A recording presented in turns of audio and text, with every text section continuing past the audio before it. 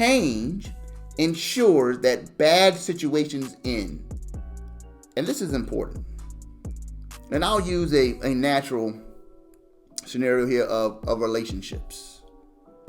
Sometimes, and let's just keep it real, sometimes we just stay. I'm not necessarily talking about in a relationship between a man and a woman. It could be just friendships. Sometimes we stay in relationships too long.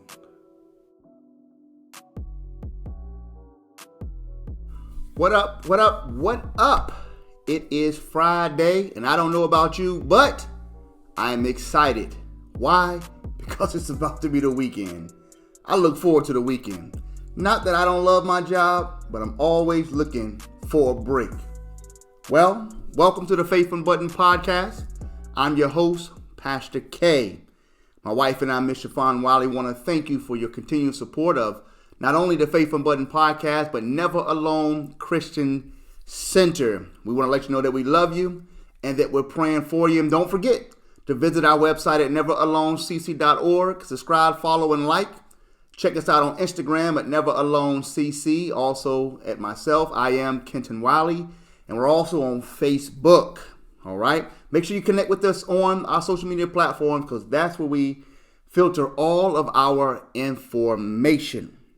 Well, now that the business is out the way, listen, I hope that you guys had a wonderful week. I know God has been faithful to me and my family, and I pray that he's been faithful to you and your family. And tonight we want to pick up where we left off a couple of weeks ago. Last week we had a brief pause in our particular podcast. We've been talking about converting our faith plans into reality.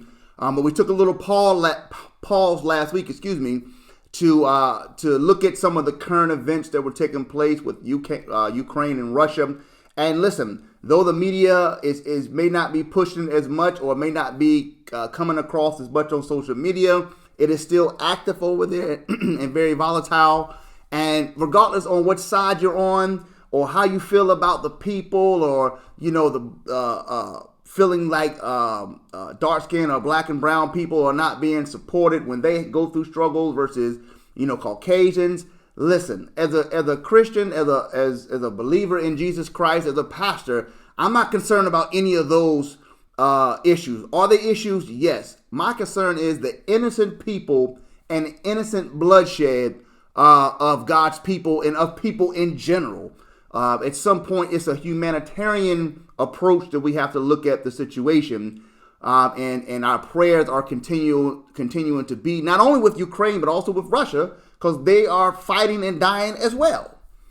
Okay, so that's just my small little segment there on that particular situation. But let's get back to our topic that we've been talking about. This is podcast number 3 on this particular topic on converting faith plans into reality. And we begin looking at this because so many times as Christians, we have visions, we have plans, we have purpose, and God is leading us and guiding us. And sometimes we just don't know what to do with what is taking place in our life. And we need a plan, okay? God does not, God speaks to us. He gives us a vision. He gives us a plan. He lets us know our purpose. We have our gifts, talents, and our abilities, and we have our dreams and whatnot. But God does not send people down here to do the work for us. We have to do our own work. We have to plan. We have to put together strategies. Now, God will put people in our life to help us along the way. He'll open up doors and open up opportunities. But everything that's happening in your life is happening in the natural realm.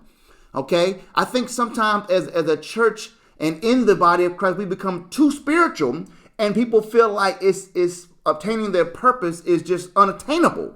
And that's just not reality. But the reality of it is that we have to put in the work, regardless of what profession or vision or path or dream that you're pursuing.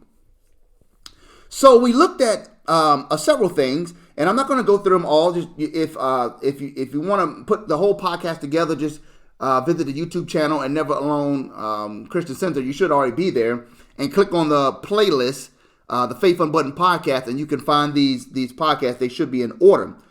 So the first thing we looked at was we said we need a plan. When it comes to converting our faith plans into reality, we need a plan. All right. And then we said we need to have the means to execute the plan. That was the second thing we said. And under each one of these particular bullets here, we address, we broke them down in some specific areas that we could talk about. Can't talk tonight. And then number 3, we looked at we need to start with action. And that's what we left off in our podcast prior to last week. We said we need to start with action. My beard and mustache is growing, and I got to get used to it. We need to start with action, okay? So that's where we left off. So we said action starts today. We said stop worrying, and we said that we have to use a level of common sense when it comes to starting action. And we use an example of we can't just quit our jobs that's paying the bill before we shift into a new goal that sustains us. And we looked at the philosophy. There's a very popular philosophy out there that we should just jump into what it is that God wants us to do, or jump into our vision, jump into our mission, jump into our purpose. Now, that's not a path that I personally teach.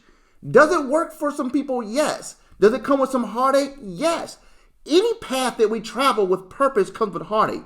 Understand this, anything that God has called us to do, be it in ministry, be it in the world, whatever it is, whatever your visions and dreams and goals are, you best believe that at some point it will be tested for its validity. In other words, it's going to be tested so that you can know that it is truly what you are supposed to be doing.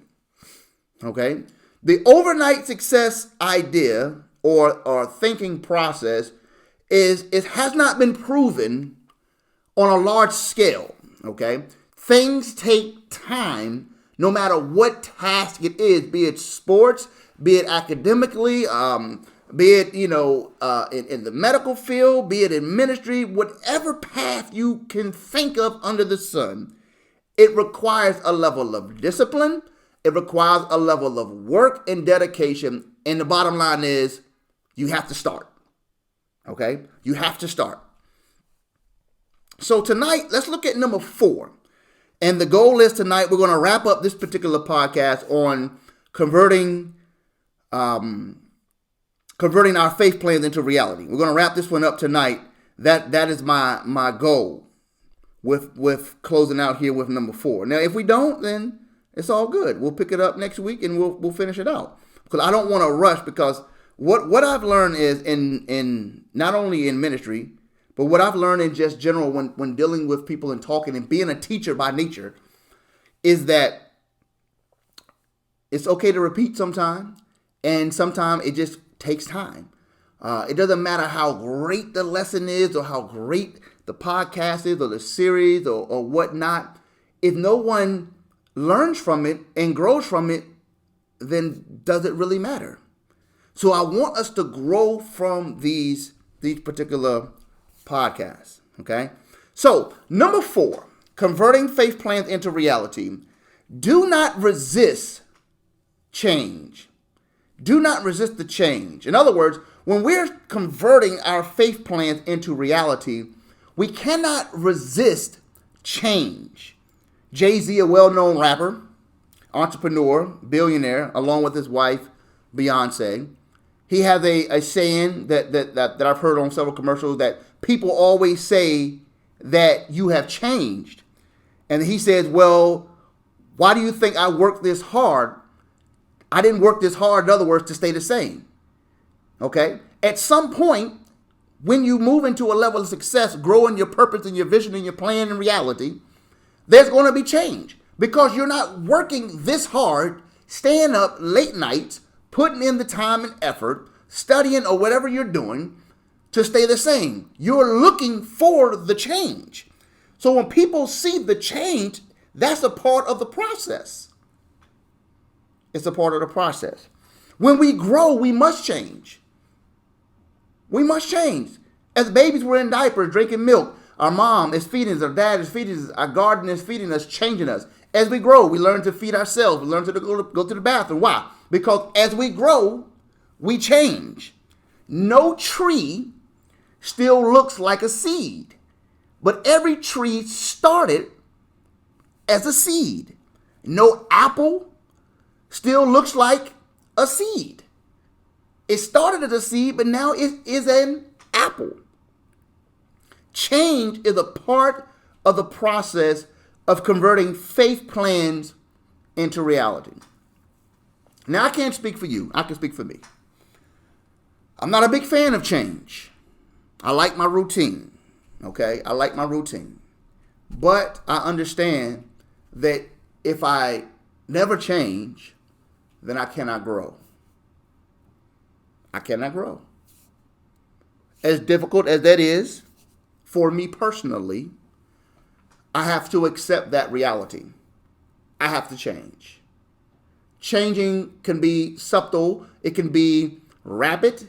It can be large. It can be small. It can be big habits. It can be small habits. But the bottom line is change is a requirement of growth. And tonight I want to look at 10 reasons that change could be good. Now listen, I researched these reasons out, so you may see them again if you're searching your modern day search engine. Okay? I don't claim to be the wealth of all knowledge because I'm not trying to rewrite the wheel. 10 reasons change can be good.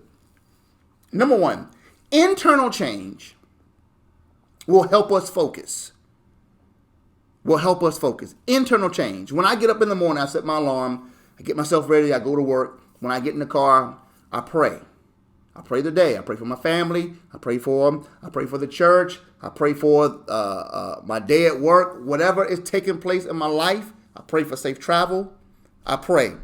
That's an internal thing that I do on a daily basis to keep me focused on why I go to work, what it is to be a father, what it is to be a husband, what does it mean to serve the community, what does it mean to be a pastor, what does it mean to ask God to show favor and to draw people unto purpose, unto vision, to lead people. I do that to help me stay focused in the morning. What do you do on a daily basis that helps you stay focused? What do you do? It could be meditate. It could be the gym. It could be reading. It could be writing. It could be journaling. It could be, studying. Whatever. What is it that do you do something on a daily basis to help you stay focused? Focus on what you are trying to do in life. Focus on what you're trying to do in life. Internal change will help us stay focused. This is a good thing to change in life. This is a good reason to not resist change. Add something to your life internally to help you stay focused. Number two, external change will shape us. External change. Shifting our environment shapes us as people, as individuals. Shifting our environment changes our thinking process. Shifting our environment changes our communication skills, our verbal skills, changes our posture, can change even our dress depending on the environment that you're in. Now, always be you, but understand that as you shift your environment and you're growing, your environment will shift. That's an external change. It begins to shape us and who we are. Do you know what kind of shape you are? Some of us are circular. We do the same thing over and over and over again. Some of us are in a square. We're here, then we're here, then we're here, then we're here, then we're here. Some of us are octagon. We're here, here, here, here, here, here, here, here. I know you like that. Here, here, here, here, here, here, here, here. What shape are you in life? Some of us are straight line. We're just going A to B, B to C, C to D. Externally, we're changing our environment. And what that is doing, that is shaping our philosophy, shaping our mind. I take our children, for example. My wife and I spend a great deal of time trying to enhance not only their academic and scholastic abilities, but to enhance their extracurricular activities as well. Why do we do that? Because we're trying to teach them external change will shape them. Dealing with things outside of your home, outside of your parents, outside of your grandparents, outside of your circle of friends, colleagues, co-workers, begins to shape us. This is another reason we should not resist change, because God will always move us into an environment that's going to help shape us and grow us to where he wants us to be. Number 3, change ensures life stays exciting. Some people may say I'm a boring guy, and that's cool. That's cool. It's not that I'm necessarily a boring guy, I don't believe, but I think that I'm just focused on family and faith right now where I am. Approaching 40, literally around the corner. Approaching 15 years of marriage. My daughter is about to be a teenager. My son is heading into middle school. He'll be 12, or he'll be 11. I'm sorry, he'll be 11. And I'm just focused on family and faith. Does that make me boring? It can. But the focus it is what it is. I don't have time to do much else. But change ensures life stays exciting. So I work on that area in my life personally. To do stuff, to change stuff around with the family, change stuff around in faith, and change stuff around in ministry so that stuff stays exciting. Okay? What do you do to keep stuff exciting around you? Because we're talking about converting our faith plans into reality. Are your faith plans becoming boring, not exciting anymore? It may be time for change. Ask God to revamp the vision, to revamp your goals, to revamp your purpose so that it becomes exciting to you again. Number 4, change leads to opportunity and experiences. Now, this is something that I have learned. By allowing myself to expand on some level, I've learned to endure or learn to accept different opportunities and experiences. Typically, I'm an A to B guy. And what type of person are you? Are you an A to B, C to D, square, triangle? I'm an A to B guy. So being an A to B guy, sometimes opportunities and experiences, I don't really want a lot. I'm good. I'm good. I'm kind of comfortable. You know what I mean? I'm comfortable where I am. But change leads to opportunities, leads to experiences. And in order to grow, you have to have new opportunities, new experiences in life. If you live in a city, you have to get to the county at some point. If you're in the county, have you been to the city? Oh, it's crime down there. Yeah, why is there crime everywhere? Okay. Number 5, change ensures that bad situations end. And this is important. And I'll use a natural scenario here of relationships. Sometimes, and let's just keep it real, sometimes we just stay. I'm not necessarily talking about in a relationship between a man and a woman. It could be just friendships. Sometimes we stay in relationships too long and we don't want to change to end the bad situations. Verbal abuse, physical abuse, backstabbing, cheating, talk about you, not supportive. All of these are things that if we allow God to change our path, change our direction, some of the bad situations that we continue to endure will fade. But we don't like to change as a species. Creatures of habit. Humans are creatures of habit. We drink the same water. We like the same food. We typically like the same fashion.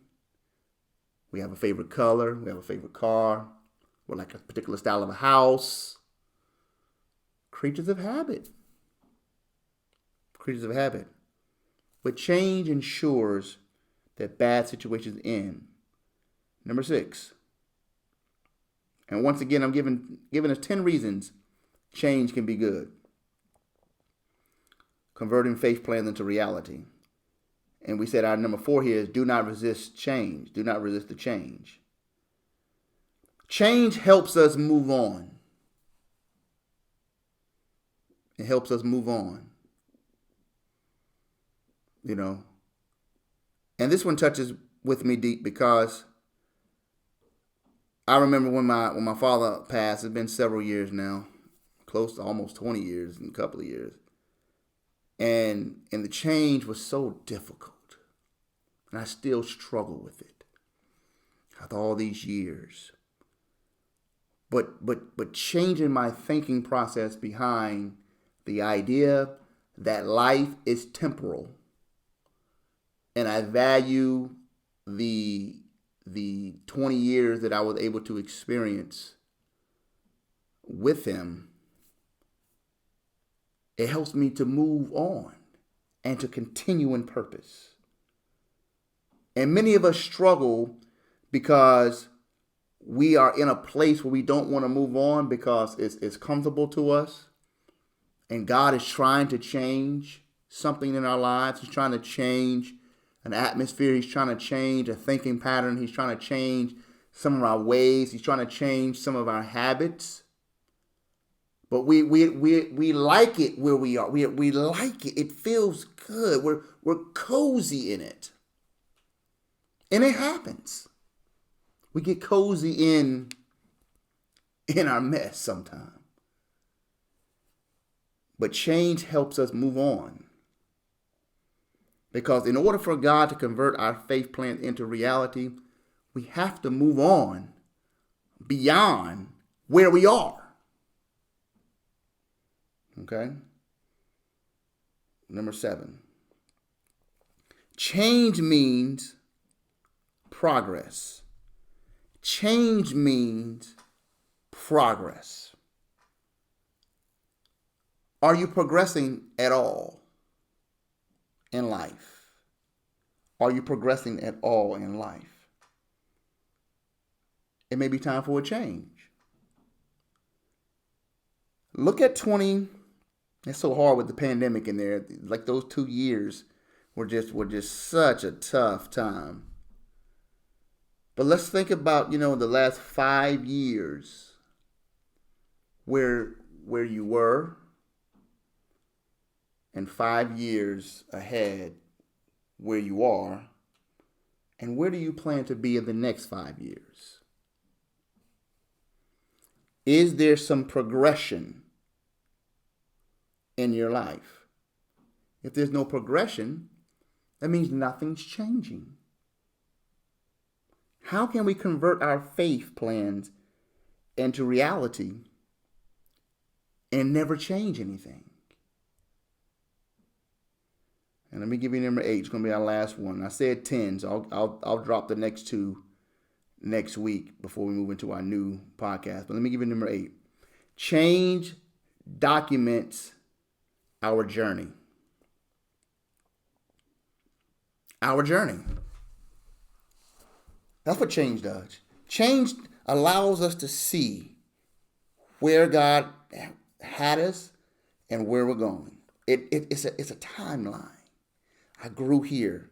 I grew in 2000. I grew in 2010. I grew in 2015. I grew in 2020. I grew in 2025, 35, 45, 55. Change does that. You see? So my final thought, I kept you guys a little longer than usual. Strange Block Beats. Do not resist the change that God is trying to do in your life. That's the bottom line. Because if God is trying to convert your faith plans into reality, change must take place. All right, guys. I love you. Praying for you. Thank you guys for continuing to tune in to the Faith Unbuttoned podcast. Don't forget to stream or tune in with us on Sunday. We're still streaming on our YouTube channel. We stream at 10 o'clock. That is our streaming time. And make sure that you tap in with us on social media and just be a part and connect. And the cat's not all the way out the bag yet, but you guys who follow the podcast get a little insider information. We are starting to look for an in-person location here in Maryland, and when that time comes, I believe we'll begin to transition into a even greater path that God has for us. So listen, I'm excited. God is faithful, not only to me, but He's faithful to you, and He's faithful to us. So be blessed on this marvelous Friday night. I love you. Let's go.